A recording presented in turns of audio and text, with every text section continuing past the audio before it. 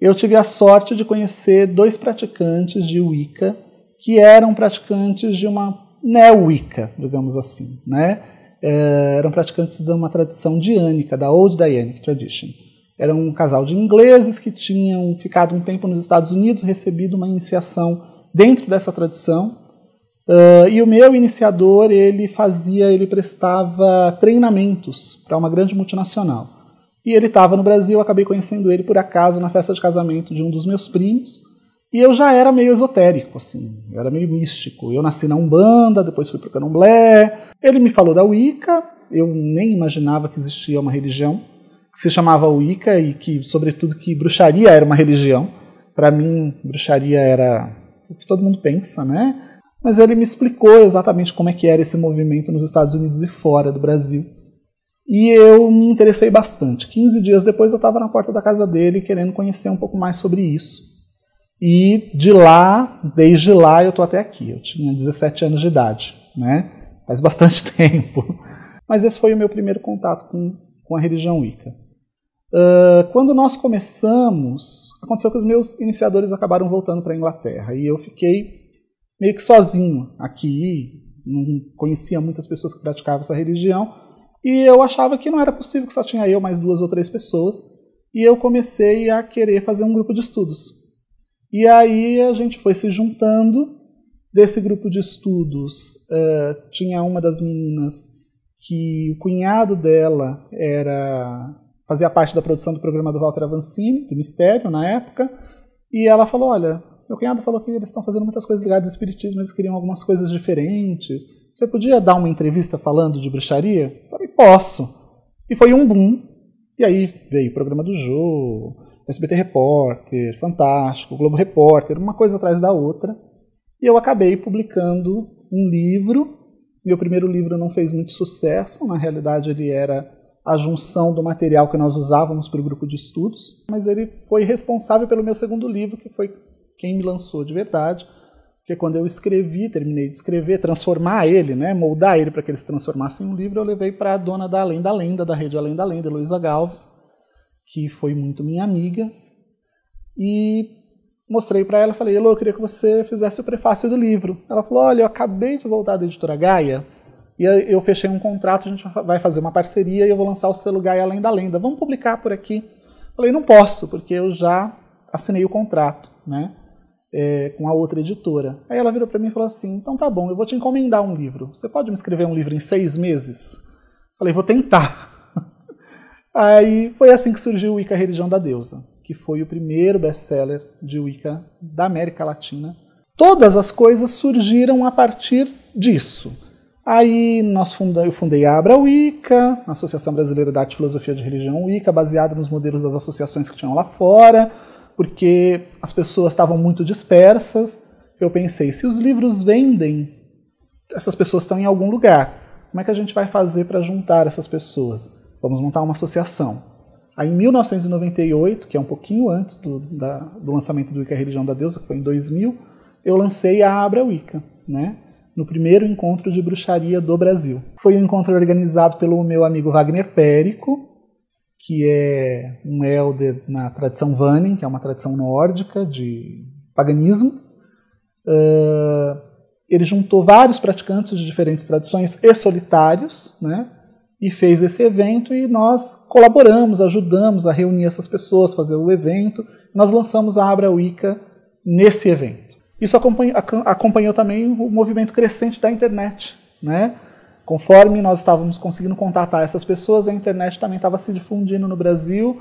Nós percebemos que as pessoas foram se juntando, e aí começamos a fazer rituais públicos e encontros para reunir essas pessoas. Nós fazíamos os encontros das salas de bate-papo. Aí eu percebi que a coisa tinha tomado uma dimensão gigantesca, quando em 2001 nós anunciamos um Soen e nós fizemos um ritual. Falei, não vai vir ninguém, né? Mas eu queria fazer num lugar aberto. Vamos tentar ver se a gente encontra um lugar amplo para a gente poder fazer alguma coisa mais interessante. Quando eu cheguei, tinha mais de 700 pessoas em uma fila para um ritual. Eu falei, nossa, isso cresceu demais, né? E aí nós começamos a nos organizar melhor. Então aí acabamos criando uma sede para a Abra Wicca, começamos a fazer o IAB, o Encontro Anual de Bruxos. Eu fui iniciado em outras tradições, né? Eu tenho outras iniciações, não só na Odidaiane.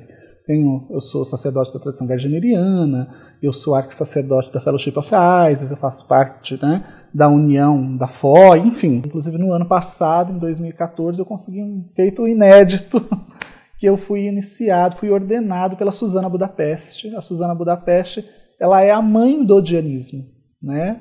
E ela é a fundadora da primeira tradição odiânica, que é a tradição odiânica feminista, que até o ano passado só iniciava mulheres. Ela nunca tinha iniciado um homem, ela sempre disse que homens não serviam para praticar bruxaria. Ela veio para o Brasil, para um evento que eu fiz, e ela ficou surpreendida com a nossa comunidade, e ela falou, eu nunca fiz isso, mas eu gostaria de fazer com você. Você aceita que eu te ordene como couretes da minha tradição? Falei, claro, é uma honra, é um prazer. Ela falou, então eu só vou fazer isso com você. Você vai ser o primeiro e o único, e a partir deste momento todos os homens que quiserem receber a minha linhagem receberão a partir de você. Eu fundei a minha própria tradição, que é a tradição odiânica nemorensis, que é uma tradição filha da Odaianic, né? Então ela traz muitos elementos dessa tradição, mas, ao mesmo tempo, ela tem elementos completamente alheios a essa tradição, que são resultados das minhas experiências e das experiências do meu grupo ao longo dos nossos anos de prática. Um dos elementos principais, né, é que na tradição onde eu fui iniciado, como é uma tradição odiânica, a mulher tem um papel preponderante dentro dessa tradição, e um homem ele pode até iniciar uma pessoa, mas sempre tem que ter a presença de uma mulher. Eu sempre achei isso muito limitante, né? Para um homem, por exemplo, não poder iniciar uma outra pessoa porque ele não tem uma mulher. E então eu decidi romper com esse padrão da tradição, e hoje na tradição odiânica nemorensis, homens e mulheres iniciam homens e mulheres indistintamente, né? E é uma coisa atípica na Wicca. Nemorensis é um nome que vem de um antigo culto a Diana, no lago de Nemi, na Itália, onde existia... Foi o único culto, porque Diana ela é conhecida como a deusa caçadora, cujo culto era exclusivamente feminino. Em Nemi, né, próximo a esse lago, é o único registro de culto a Diana que nós temos, que existia um sacerdote que se chamava Rex Nemorensis. Nemorensis significa bosque, né? Então ele era o rei do bosque.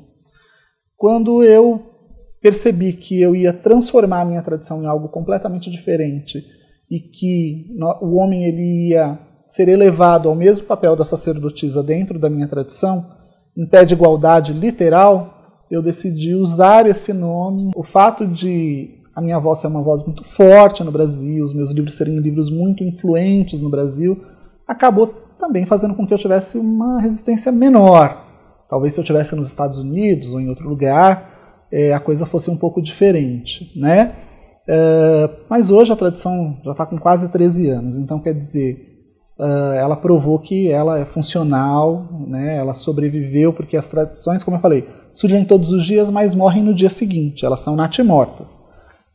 Uma tradição de 13 anos, 20 anos, ou uma tradição como é o caso da Gardneriana, que já está chegando a 70 anos, é muito difícil. Incrivelmente o Brasil está aí na dianteira do mundo. Por incrível que pareça, a Wicca ela vem da Inglaterra, depois vai para os Estados Unidos, mas em muitos aspectos nós estamos anos-luz à frente deles, né?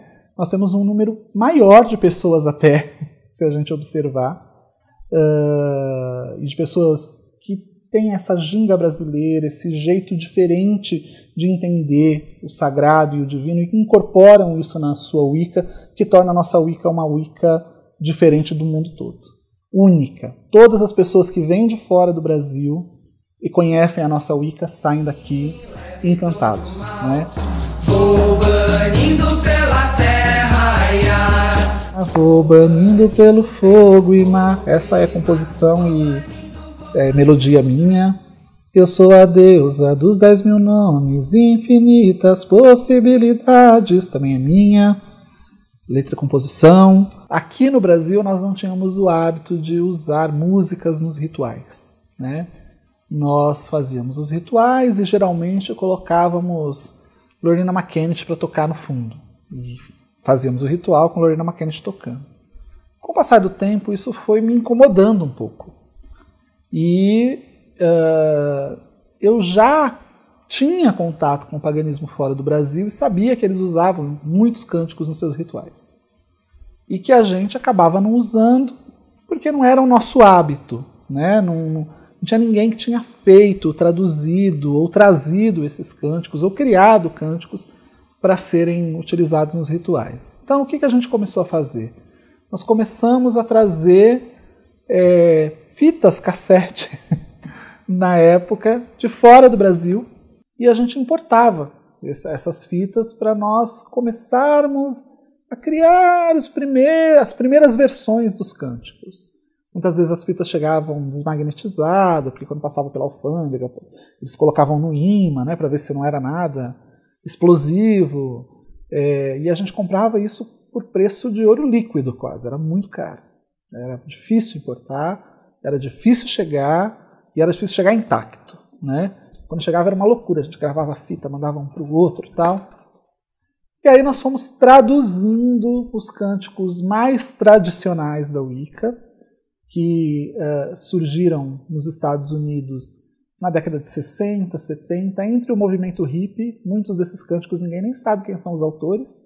Eles começavam a cantar ali no meio deles, ia passando de lugar em lugar, de festival para festival, e de repente todo mundo cantava, ninguém sabe quem criou, e alguns sim, com autoria. Começamos a traduzir esses cânticos, a fazer as versões desses cânticos, e começamos a introduzir esses cânticos dentro dos rituais, os nossos rituais abertos de Wicca. Aí você me pergunta por que as pessoas usam se são de tradições tão diversas, por que elas continuam usando essas músicas? Levaram esses cânticos, muitos deles têm características universais, eles se adaptam a qualquer ritual, porque você fala de terra, ar, fogo, água, né? Você pode falar, seja no xamanismo, no druidismo, no ritual egípcio, né? E tem as versões famosas que fui eu que fiz também, né? Ar move, fogo transforma, água forma, terra cura, e a roda vai girando, essa é uma versão.